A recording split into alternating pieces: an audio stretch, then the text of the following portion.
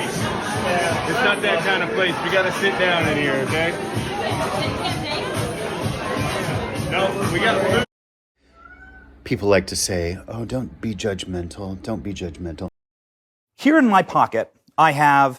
I'm just going to say it, because I don't know how to do nothing else but tell the truth. The Democrat Party is evil. They've been evil since slavery. They've been evil since Jim Crow, and they're evil today. All you got to do is look at the voting acts that they're trying to pass. Some of the things in the voting act, in the voting bills, sound good. But here's 2 points that I got to make real quick that should open your eyes to reality.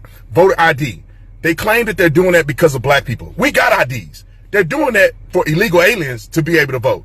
Then they have the concept of when you get out of prison, you automatically have the right to vote. That sounds great. That sounds wonderful. That people who are free, serving their time, have a right to vote. But that's not, they don't care about you. Because if you're on parole, you have a right to restore, you have the ability to restore your rights. They believe in numbers. They believe minorities will get out of prison and say the Democrats did this for me, so I'm going to vote for them. That's the only thing they want from you is your vote. They could care less about you in general. Believe me when I... Please deal with the misinformation and disinformation that's on your shows. It has to stop. Information. We are back with Project Veritas founder James O'Keefe. James, you just heard President Biden plead with social media and media companies to pretty much censor whatever is not part of the narrative. You wrote a whole book on it, American Muckraker, drawing parallels to communist China, Russia, and the media ecosystem in the United States today. You have a symbiotic relationship between, for example, the New York Times, the FBI, and big pharmaceutical companies. Right on that point is that we've done 2 stories on Pfizer in the last few months, one of which was a scientist at Pfizer's, this is his words, not mine, saying that the antibodies were stronger than their own vaccine. What does that term mean anymore? It means we don't trust the people with the truth.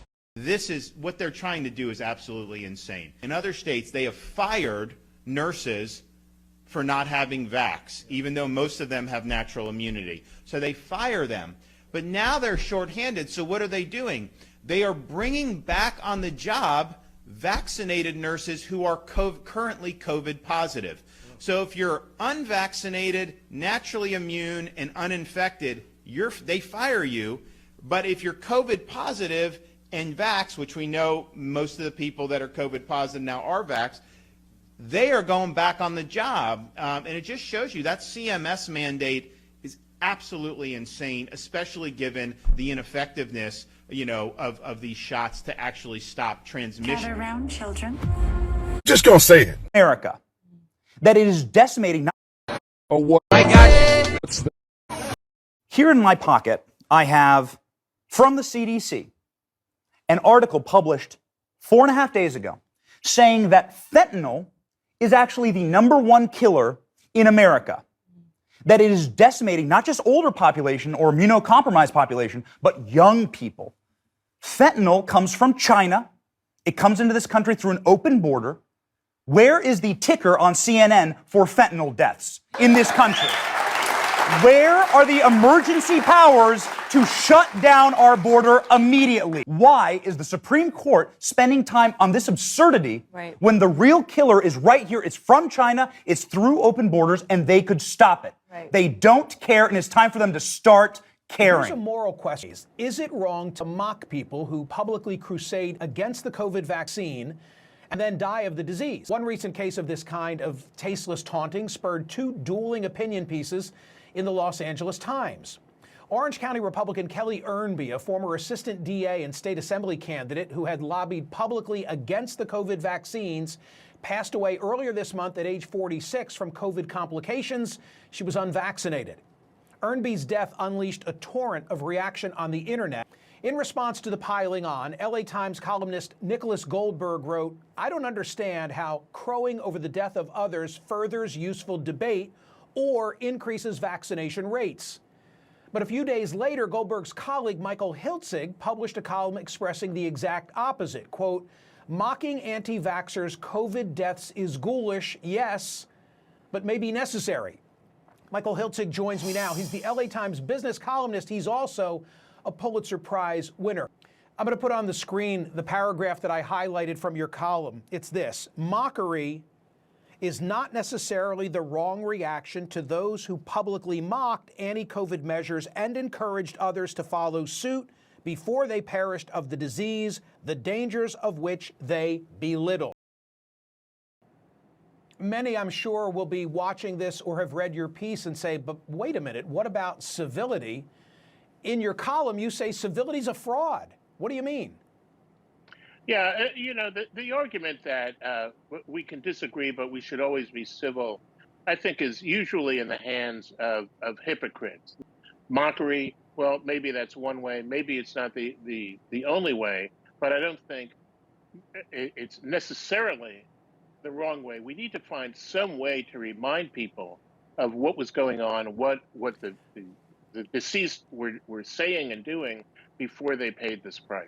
The crusades against vaccine mandates, and she was crusading against these mandates even before COVID. I mean, she crusaded against a vaccine mandate in California that was designed to protect school children. Justice left out, one echoed by Dr. Anthony Fauci. He said that with current surges in pediatric cases, hospitalization numbers will go up, but they aren't all because of the disease. He said, quote, if you look at the children that are hospitalized, many of them are hospitalized with COVID as opposed to because of COVID. And just yesterday, CDC Director Rochelle Walensky pointed out how off Justice Sonia Sotomayor's numbers were. She says there are currently fewer than 3,500 children in the hospital with COVID-19. Justice Sonia Sotomayor used the opportunity to show that she knows absolutely nothing at all.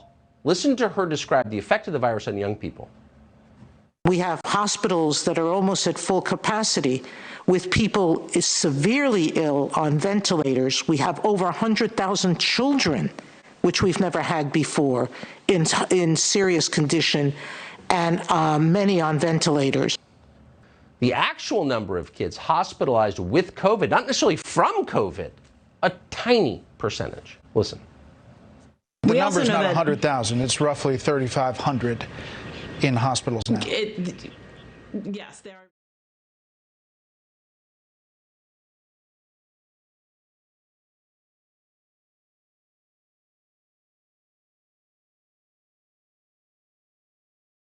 Do we want to forget about that? Michael. Do we want to ignore it? I don't think so. COVID affects everybody, and we need communal policies to combat it. People are reading the column. I think a lot of them are agreeing with it. On your own website, you ran a poll, and if I read it correctly, 2/3 of your respondents are in agreement with what I wrote. True. No, like 10,000 people responded on my website yesterday or the day before, and 2/3 agreed with your sentiments. That's true.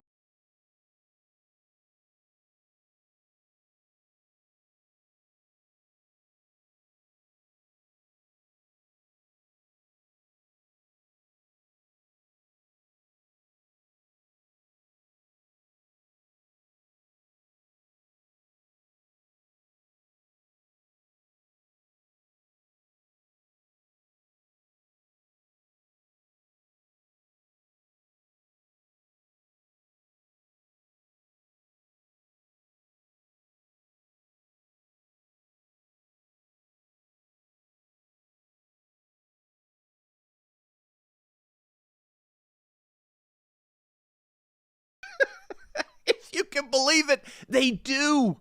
The ratings are now out for the first week of the new year. And when compared to this time last year, CNN's ratings are down an astonishing, an abysmal, an embarrassing 90%. They've lost 90% of their audience from this time last year. CNN has imploded. Their 1-year anniversary for January 6th was an absolute bust. No one cared. No one tuned in. And no one tuned in because if you think it through, what's January 6th compared to the insurrection at our open borders? What's January 6th compared to our insane mandates? What's January 6th compared to the worst inflation since the Carter years or the insane policy of defunding the police? You see, what's happening with CNN is indicative of what's happening really with the mainstream media as a whole. Everywhere we look, the ratings for cable news are shrinking. And it's not just cable news. The mainstream media newspaper industry is suffering even worse. A recent Pew study found that 36% of the largest newspapers across the United States, as well as at least 23% of the highest traffic digital news outlets across the board. Indeed, you may not know this, but newspaper circulation today is at its lowest levels since the 1940s. For the last 28 straight consecutive years, the mainstream print media has declined in readership. What's going on here really is very, very simple if you think it through. The success of modern journalism is built on trust. The only way modern journalism works is if audience trusts the news outlet. If you're aware about judgment, there's discernment, which is understanding a situation but not bringing your personal emotions into it. Like if you observe that, we can't do such and such. Well, instead of making assumptions, you can just realize that's all you know. You know that you can't carry out your plans. Judgment is when you go beyond discernment. You discern what information is available. But with judgment, you go a step beyond that and you take in your assumptions. Your assumptions are going to be wrong at least 50% of the time. I mean, is there another way to see that? Assumptions, sometimes they're right. Sometimes they're completely wrong. You don't have a way to know the difference. So instead of assuming, just use discernment. Just realize, I only know so much. That's the more intelligent thing to do. Keep yourself on the path. Don't make assumptions.